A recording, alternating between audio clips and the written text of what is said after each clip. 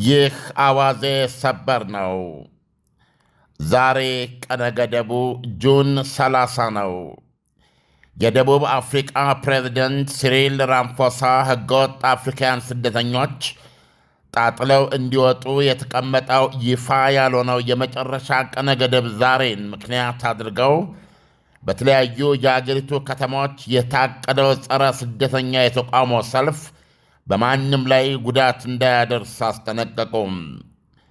ፕሬዚደንቱ ራምፎሳ ባስተላለፉት ማስጠንቀቂያ በዛሬው ዕለት በተለመደ አስፈራሪ ሰልፋቸው የሚወጡት ተቃዋሚዎች ማንም ላይ ከመዛትና በዚች ቀን ካልወጣ እንዲህና እንዲያ እናደርጋለን እያሉ ቀነ ገደብ ከመስጠት እንዲታቀቡ አሳስበዋል።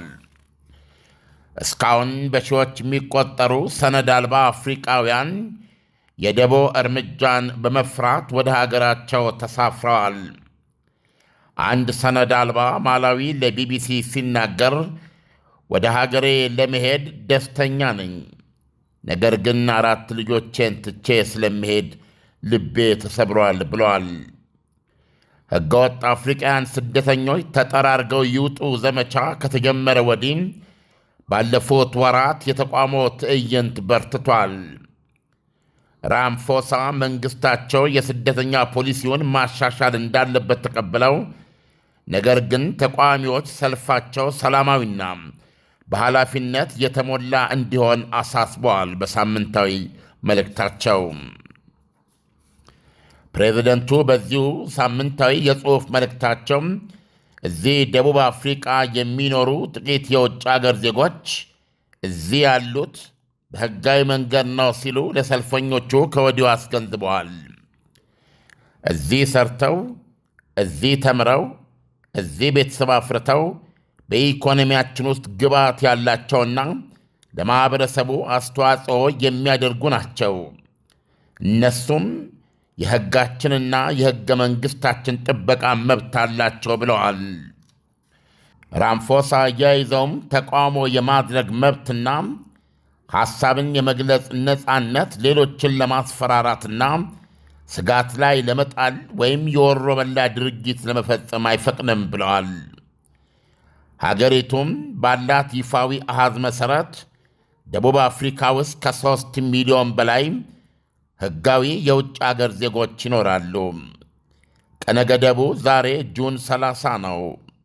የሚመጣባቸውን በመፍራት በተዘጋጀላቸው ጊዜያዊ ካምፖች ውስጥ ጉዳያቸውን የሚያስፈጽሙ በሺዎች የሚቆጠሩ ስደተኞች አሁንም አሉ።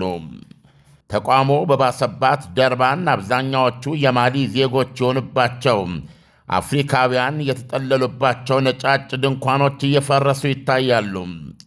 ባለሥልጣኖች ጉዳዮቻቸውን በጥድፊያ በማካሄድ በፍጥነት እያፈራረሱ ናቸው።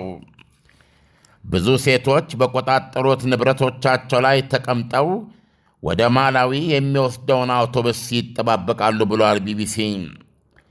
ኔልሰን ኢምቢዌ የተባለ አንድ ሰው ሲናገር ወደዚህ ወደ ደቡብ አፍሪካ የመጣው ሥራ እየሠራ ማላዊ ያሉ ቤተሰቦቹን ለመርዳት ነበረ። ነገር ግን መከራ ነው የገጠመን። ትክክለኛ ሰነድ ስለሌላችሁ ወደ ቤት መመለስ አለባችሁ ይሉናል ብለዋል። ሲቀጥልም ማክዌሬክዌሬ ነው የሚሉን ብለዋል። ማክዌሬክዌሬ የቃሉ ምንጭ አሻሚ ነው።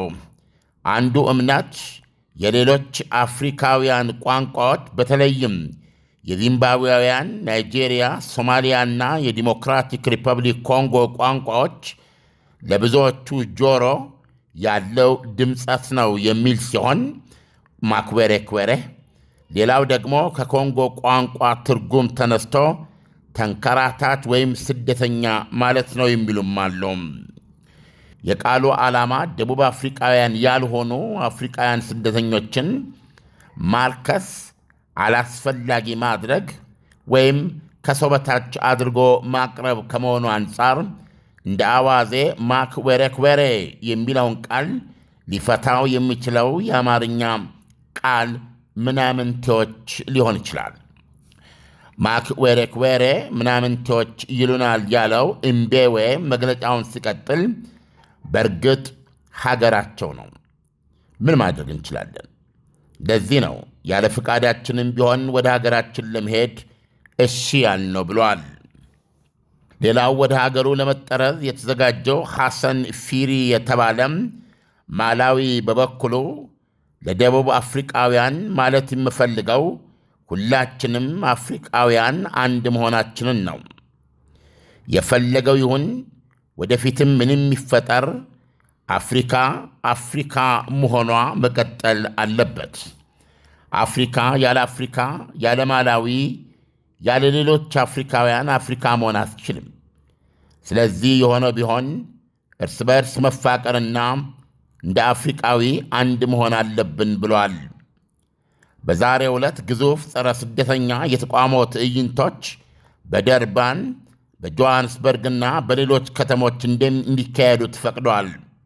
ባለሥልጣኖች ለአዘጋጆቹ አንድም የኃይል እርምጃ እንዳይወሰድ ኃላፊነት ትወስዳላችሁ፣ ሲደረግ ብናይ ደግሞ እንበትናችኋለን ብለው አስጠንቅቀዋቸዋል። ፖሊስ ባህላዊ የጦር መሣሪያዎችንም ይዞ መውጣት አይቻልም ቢልም የዙሉ ጎሳዎች እንደ ልማድ ጋሻቸውን፣ አለንጋቸውንና ዱላቸውን እንደዚሁም ነብርማ ተደራቢ ካባቸውን ትከሻቸው ላይ ሳይጥሉ መውጣት አይቻላቸውም። መንግሥት እስካሁን ከ12,000 ስደተኞች በላይ ወደ የአገሮቻቸው ተጠርዘዋል ብለዋል። ጋና፣ ማላዊ፣ ሞዛምቢክና ናይጄሪያ እንዲሁም ዚምባብዌም ባለፉት ጥቂት ሳምንታት ዜጎቻቸውን በአየር ወይም በባስ የማውጣት የተደራጀ እርምጃ ወስደዋል። 3500 የውጭ ዜጎች በፈቃደኝነት ለቀዋል። የደቡብ አፍሪቃ ባለሥልጣኖች እንደሚሉት ወደ አገራቸው የተጠረዙ ከ500 በላይ ናይጄሪያውያን ትክክለኛ ሕጋዊ ወረቀት የሌላቸው ናቸው። ናይጄሪያ ታስተባብላለች።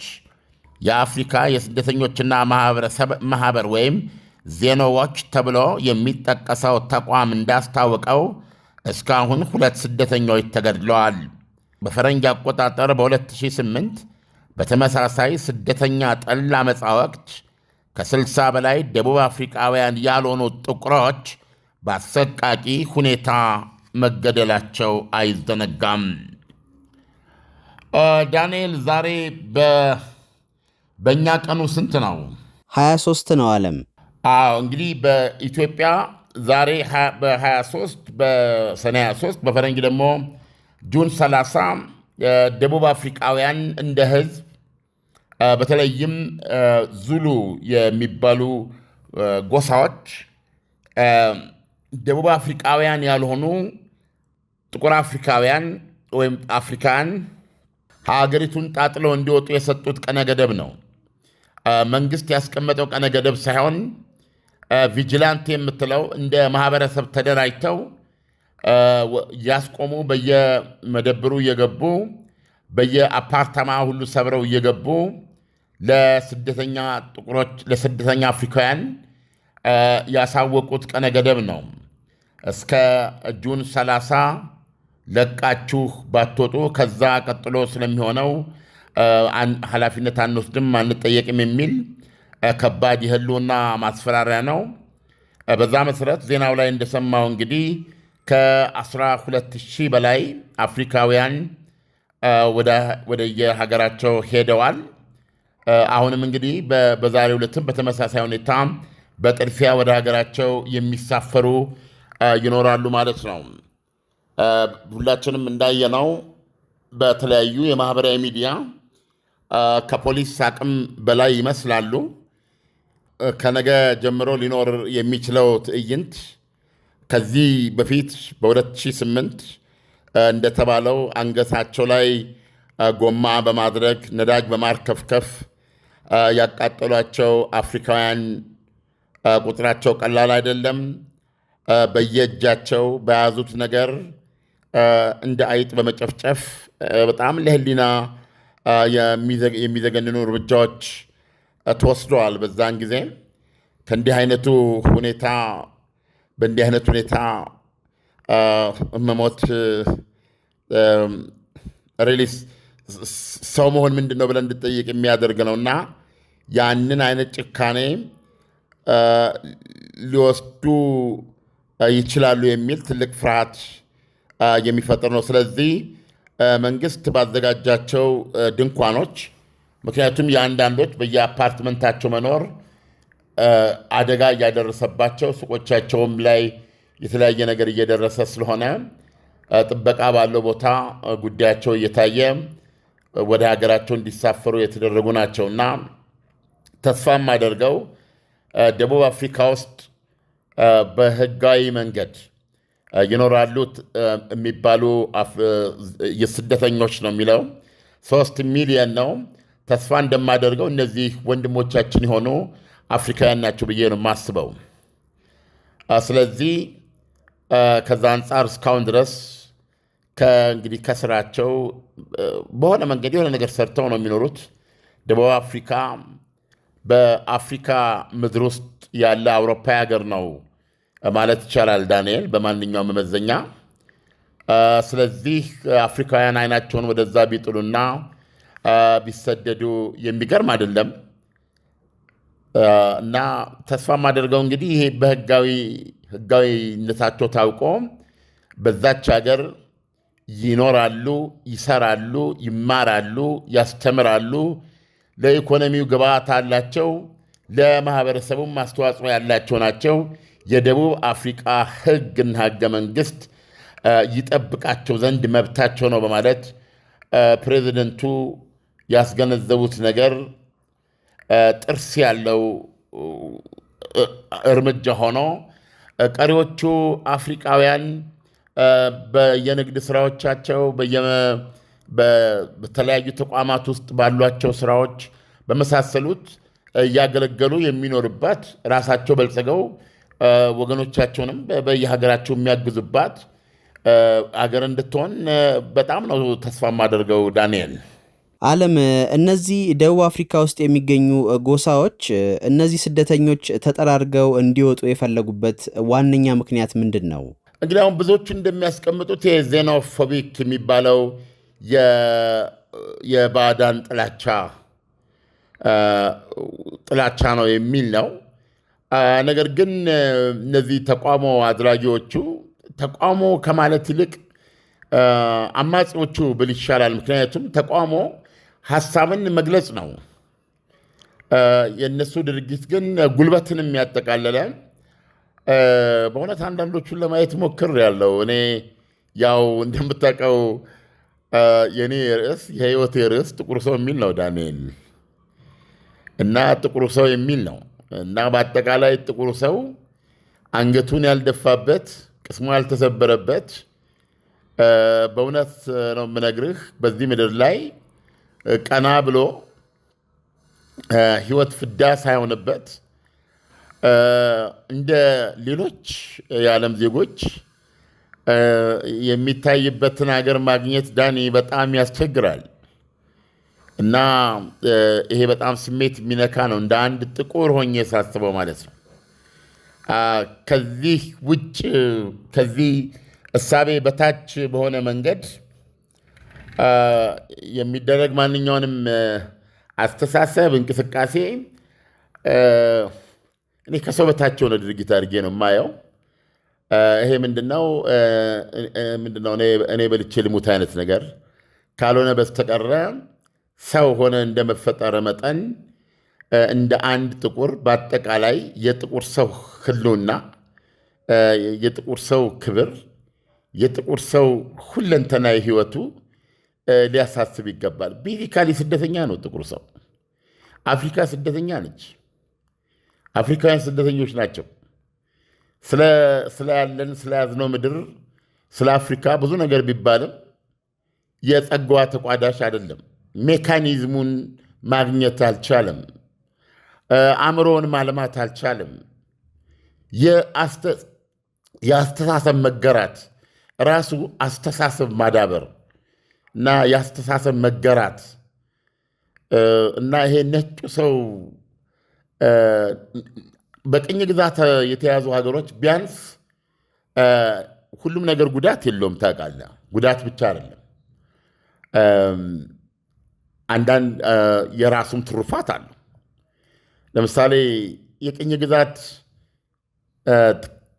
ካደረሰበት እልቂት ካደረሰበት ጉዳት ሰብህናን ከረገጠበት ጭካኔው፣ ዘረፋው ባሻገር ነጩ ሰው ለራሱ እንዲመቸው ብሎ የፈጠራቸው ሲስተሞች አሁን አንተ አገርህን በነፃነት ስታገኝ መጥፎውን ነገር እያስወገድ ልትጠቀምባቸው ትችላለህ። አንዳንዴ እነዚህ አይነት ትሩፋቶችን በተወሰኑ በቅኝ ግዛት ሀገሮች ውስጥ ያለ ሲስተም መፍጠር የሀገርን ሀብት ለማዳረስ መቻል ዜጎችን የሚያሳትፍ የኢኮኖሚ መሰረት መጣል የኢኮኖሚ ማፍራት እና የሀገሩን መሬት በሀገሩ ተሰጥኦውን፣ ችሎታውን፣ አቅሙን፣ ጉልበቱን የሚያውል ይሄ ምንም እኮ መግለጽ ጀስት ቻይኖቹ ያደረጉትን ማለት ነው። ጀስት አንድ ቻይኖቹ አዎ ረጅም የሚገርም የስልጣኔ ታሪክ ያላቸው ናቸው በዓለም ላይ የማይካድ ነው።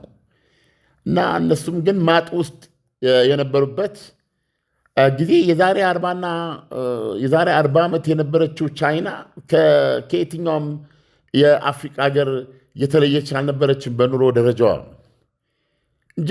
ጀስት አንድ ሰው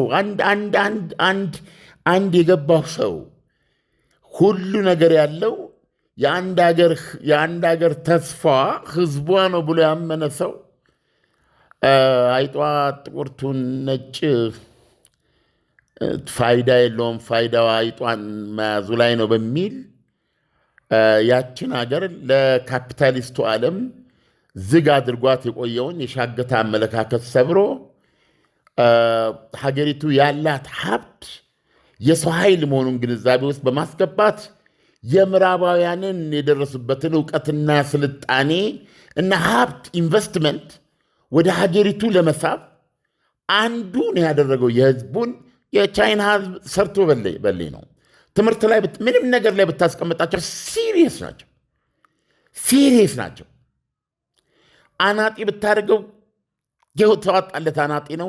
ትምህርት ቤት ብታስገባው የሚያነብ የሚያጠና በሙሉ የሚከታተል ህዝብ ነው። በተለይ ኤሽያ የምትለው ህዝብ በጣም የሚገርም ነው። ይሄ አውሮፓያኖችና አሜሪካኖችን መንገድ አያስፈልግም። አሁን ግን ህንዶችንም ብትመለከት በእንዲህ አይነት ጉዳይ ሲሪየስ ናቸው እና ሲሪየስ መሆን ያስፈልጋል። ትልቁ መሰረት የትምህርት ጥራት ላይ የምታውለው ነገር ነው እና ዜጋ የትም ቦታ ተዘዋውሮ መስራት መቻል አለበት። ወደ ስራ ነው የሚገልጸው። እንደው ዘዴ እንዴት ነው ወደ ስራ የምታስገባው? እንዴት ነው ማንኛውን እንቅፋትና ደንቃራ ምናምን ነገር ንቅልቅል አድርገህ ጠቅላላ በሀገሪቱ ውስጥ ያለው እውቀት፣ ጉልበት፣ መንፈስ ሰርቶ ወደ ማፍራት እንዴት ይለወጥ? ወጣቴ መሆን ጉልበት፣ ወጣቴ መሆን ተነሳሽነት እንዴት በስራ ይገለጥ? እንዴት አንድ ሰው ራሴን እንዴት ከዚህ እንዲያደርጌ ወደዛ ላድርግ ብሎ እንዲነሳ በራሱ ላይ እንዲያመንና ሰርቶ ለመለወጥ እንዲያመን ካመነም ደግሞ በዙሪያው ችሎታዎቹን፣ ጉልበቱን፣ አቅሙን፣ መንፈሱን ሊያስተናግዱ የሚችሉ ተቋሞች፣ ፋብሪካዎች፣ የኢንቨስትመንት እድሎች መፍጠር። ይህንን ኤግዛክትሊ ቻይናዎች ያደረጉት። አሁንም የምናየው ደረጃ ምንድን ነው? ቻይና ከጥቂት ዓመታት በኋላ አሳልፈኝ በማለት ስለምትገኝ ሀገር አሜሪካንን ወደ ምድራችን ሌላ ሀያልነት ቁጥር አንድነት አሳልፉኝ በማለት በመገዳደር ላይ የምትገኝ ሀገር ናት። ከቢሊዮን በላይ ህዝብ ማለት ነው። አፍሪካን ስትመለከት ማላዊ በለው ናይጄሪያዊ በለው የየሀገሩ የየራሱ የተለየ ባህሪ ቢኖርም ጥቁሩ ሰው ተንከራታች ነው፣ ተሰዳጅ ነው። በአብዛኛው ህይወቱን አውሮፓ፣ አሜሪካ ነው። ካሪቢያን የምትላችሁ እኮ ቤዚካሊ በባርነት ተወስዶ የቀረዙ እኮ ነው። አፍሪካዊ ነው። ባሉበት ሰላም ያድርጋቸው።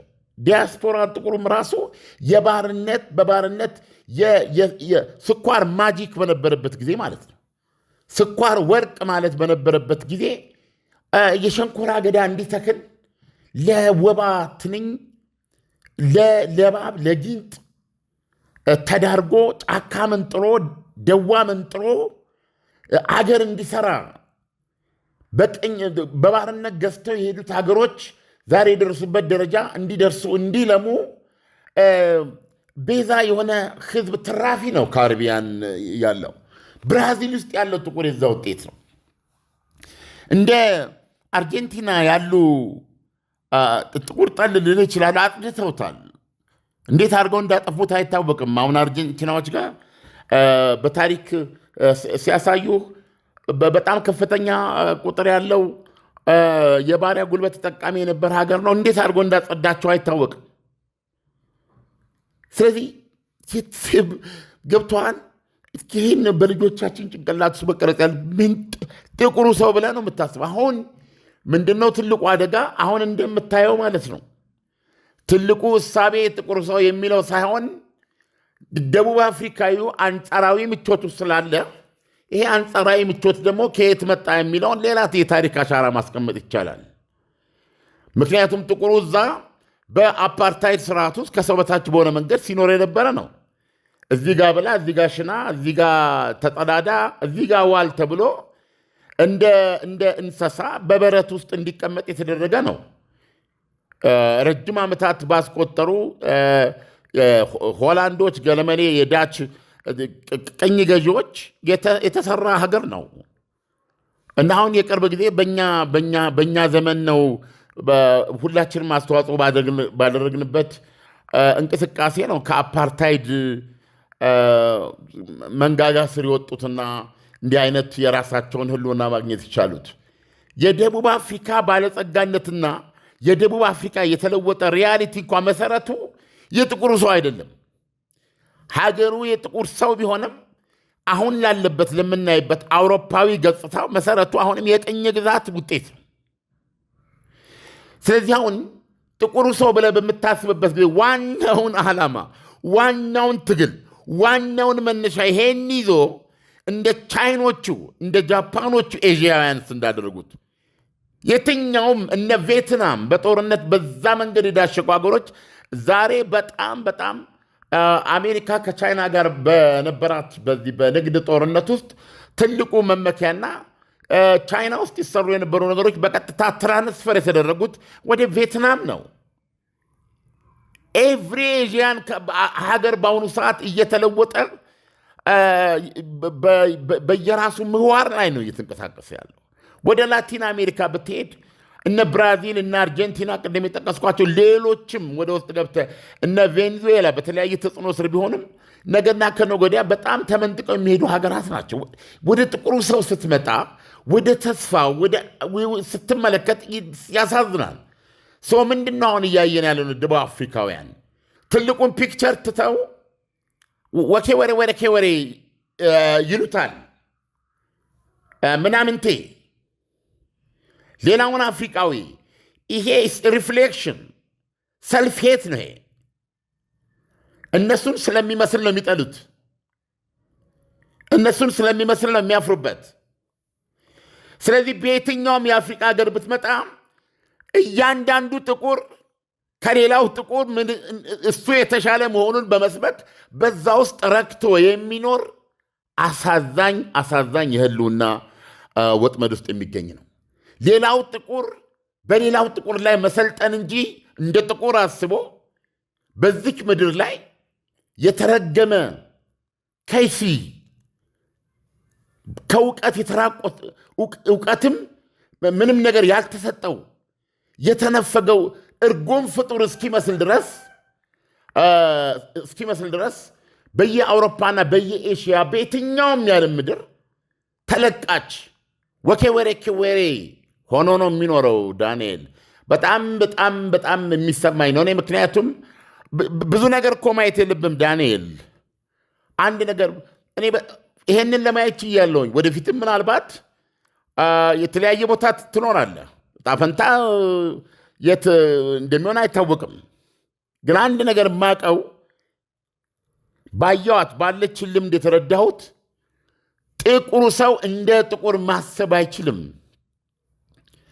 በዚህ በጥቁር ማዕቀፍ ውስጥ ያኛው በዛኛው ላይ ሰልጥኖ ያኛው በዛኛው ላይ እንደ ነጭ የመሆን አሳፋሪ ነገር ታያለህ እንጂ እንደ ሰው እንደ ጥቁር ሰው አስበው እንደ ኤዥያዊነት አስበው እንደ ቻይናውያን እንደ ጃፓናውያን እንደ ሲንጋፖር እንደነ ቪየትናም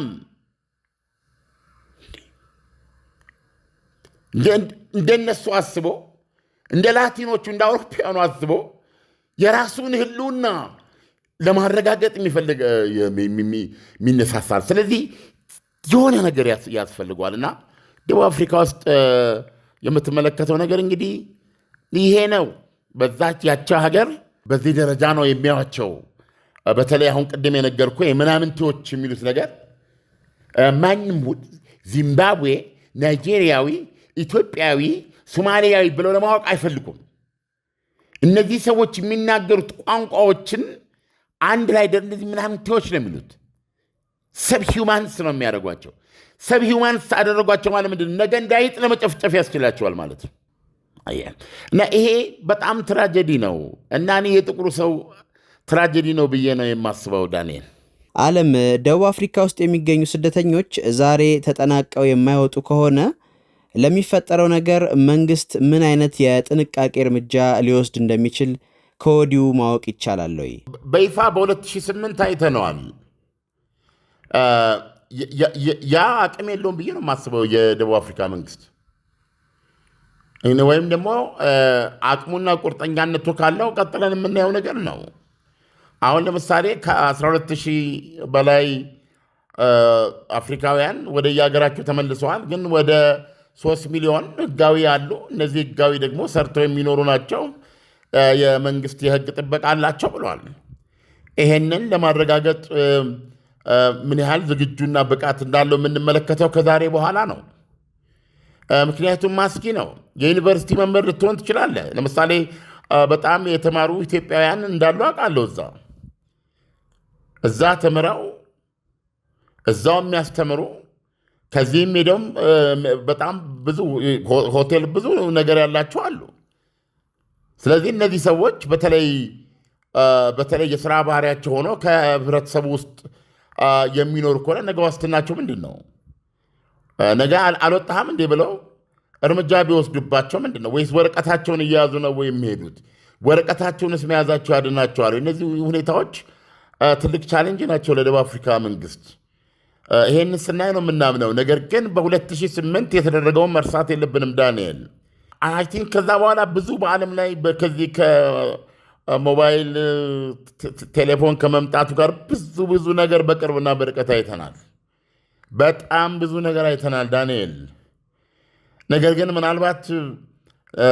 ምናልባት ሰው የመሆን ስሜት እኔን አጣው ልለው የምችለው በ2008 በአፍሪካ ውስጥ ባየሁት ነው። ያ የመጀመሪያ ነው ብዬ ነው የማስበው። በዛ ደረጃ በየአስፋልቱ በየአጣብቂኝ ቦታው ላይ አንድ ፍጡር የሚቆረቆርለት አጥቶ እየቀጠቀጡ ማንም አይኑ እየተቆለጨለጨ ህይወቱን ነው የሚያጣው። ሁሉ ነገር ስታቲስቲክስ በሆነበት ዓለም ውስጥ ነው የምንኖረው። ለዛ ሰውዬ ግን ህይወቱን ነው የሚያጣው። ተመልሼ ያገኘዋለሁ የማይለውን ህይወቱን ነው የሚያጣው። እንደ ወረቀት እንደ ቆሻሻ ጨርቅ ሲያቃጥሉ ፖሊስ ሲበትናቸው አላየሁም። ወይም ይሄን ድርጊት ይፈጽሙ በነበረበት ቦታ ላይ በጥይት ደረታቸው ላይ ተመቶ ሲወድቁ አላየንም። ጋዝ አርከፍክፈው አቃጥለው በዙሪያው ሲጨፍሩ ደርሶ የመታቸው ሄሊኮፕተር የለም። እኔ እንደዚህ አይነት ነገሮችን የማየው ይሄ ነው። ከክፎች ድርጊት ይልቅ ይህንን ክፉ ድርጊት የሚጠየፍና የሚያወግዝ የሚመታ ኃይል በጊዜውና በሰዓቱ ለመከሰት አለመቻሉ ነው ተስፋ የሚያስቆርጠው። በ2008 ከ60 በላይ አፍሪካውያን በዚህ ደርባን በሚባል ራሷ ጆሃንስበርግ ውስጥ እንደ በግ እየተወሰደ ተቃጥሏል። ጎማ አንገቱ ላይ እያደረጉ ነው የሚያቃጥሉት። ሰው ዛሬ ቀነ ገደቡ ነው። ዛሬ ሰልፍ የሚወጡበት ዓላማ እንግዲህ እዛ በሚኖሩ አፍሪካውያን ህጋዊ ቢሆኑም ነው የምነግርህ የሚፈጥረውን ሽብር አስበው እና ይሄ ነው። ስለዚህ ከዛሬ በኋላ እንግዲህ በሚኖሩት ጊዜያት ያስቀመጡት ቀነ ገደብ ነው። ኑሯችንን፣ ስራችንን ነጠቃችሁን፣ ሚስቶቻችንን ወይም ሴቶቻችንን ወሰዳችሁ ነው። ከኛ ሴቶች መውለድ አትችሉም ነው። ከኛ ሴቶች መፋቀር አትችሉም። በአጠቃላይ እዚህ ህይወት ማቅናት አትችሉም። ሄድ ወደ ሀገር የራስን ሁኔታ አስተካከል ነው የሚሉት እነዚህ ህዝባዊ አማጽያን እና ብዙዎቹ የሚያነሱት ክርክር አፍሪካውያኑ ደቡብ አፍሪካ ሄደው ከሌሎች ከደቡብ አፍሪካውያን ጥቁሮች የነጠቁት ስራ እንደሌለ ነው። እነሱ የማይሰሩትን ነው የሚሰሩት። እነሱ ስራ የማይሉትን ነው በመስራት እዚህ የደረሱት። ስለዚህ ከትንሽ ነገር ጀምረው ወደ ትልቅ ነገር ይሄዳሉ እና በምንም ሁኔታ የደቡብ አፍሪካውያንን በሀገራቸው ስራ አሳጥተው ደቡብ አፍሪካውያኑ ሊሰሩ የሚችሉትን ስራ እነሱ እየሰሩ በዚህ በኢኮኖሚ ምክንያት የመጣ መሆኑ አይደለም እየተነገረ ያለው። ዜኖፎቢክ ከሆነ ወይም የዘር ጥላቻ ነው የሚል ነው። ስለዚህ እነዚህ አፍሪካውያን በዚህ መንገድ ተጠራርገው መውጣታቸው ለእነሱ የሚፈጥረው የኢኮኖሚ ዕድል፣ ለእነሱ የሚተውላቸው ስራ ይኖር አይኖር እንደሆነ የሚታይ ነው። መንግስታቸውም እያለ ያሉ ይህንን ነው። ከእናንተ የወሰዱት የነጠቁት ስራ የለም የሚል ነው። ስለዚህ በዛሬው ዕለት ተስፋ አደርጋለሁ ምንም የሚሞት አፍሪካዊ እንደማይኖር። ምክንያቱም የዛሬው የቁጣ ሰልፍ ነው። በዚህ ሰልፋቸው አሁንም አለህ እንዴ ማስጠንቀቂያውን ሰምታ አልሄድክም እንዴ እያሉ ሊገሏቸው የሚችሉ አፍሪካኖች ይኖራሉ። በጣም እርግጠኛ ነኝ ይህች ቀን ብዙ አፍሪካውያን እና ኢትዮጵያዊ ወንድሞቼ ራሳቸውን በተቻላቸው መጠን ከእይታ መሰወር ያለባቸው ቀን ነው ዛሬ። ዓለም ለሰጠህን ትንታኔ በጣም አመሰግናለሁ። መልካም ቀን ይሆንልህ። መልካም ቀን ዳኒ።